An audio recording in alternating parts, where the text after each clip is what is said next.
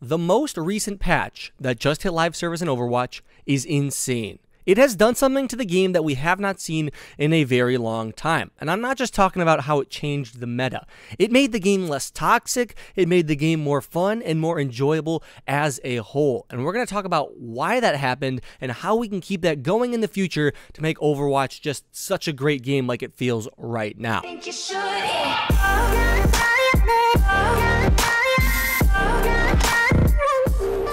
Overwatch has been much less toxic recently. This could just be my experience, but as I've talked with other people, they seem to be experiencing it as well.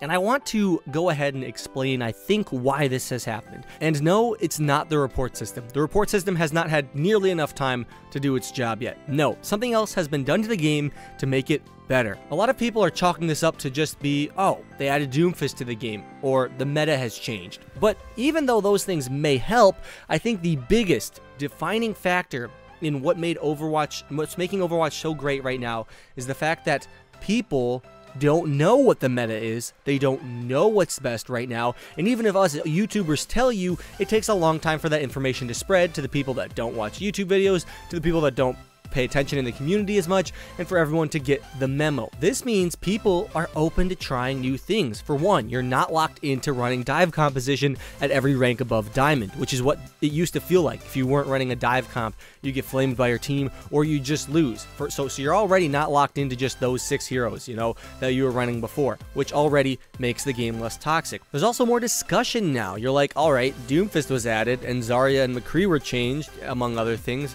What works well against this? What do you guys think? What do you want me to run right now? People are forming ideas of what they think is good in the meta on their own. They're doing it with teammates, and because the teammates aren't well versed as far as the meta goes yet either, they're open to seeing, Genji, Sombra, as well as a Tracer on a team. That could be good, or using Sombra as a healer instead of a DPS like she should be.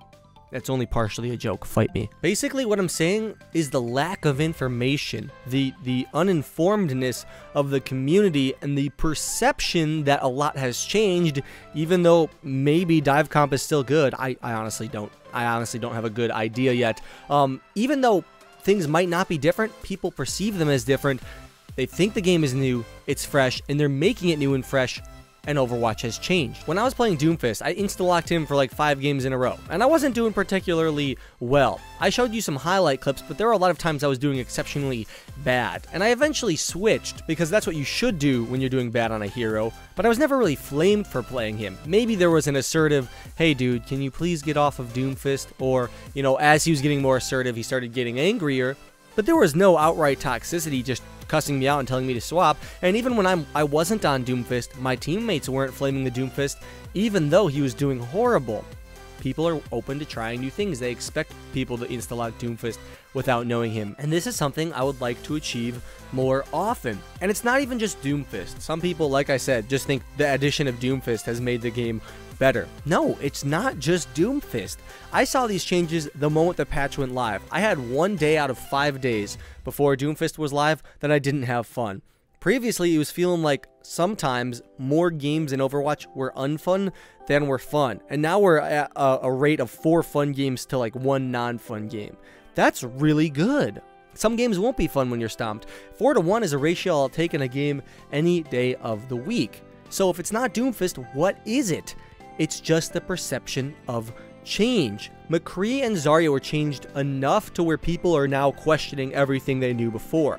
Dive comp is still probably pretty good, I would wager to say, but people aren't running it nearly as religiously as they were before. I've only heard like once in the past few days, hey, let's try dive comp, and that was like a suggestion, and we won without even switching to it. So other stuff is starting to work because we're forcing it to work, and this can be accomplished by bigger changes every patch.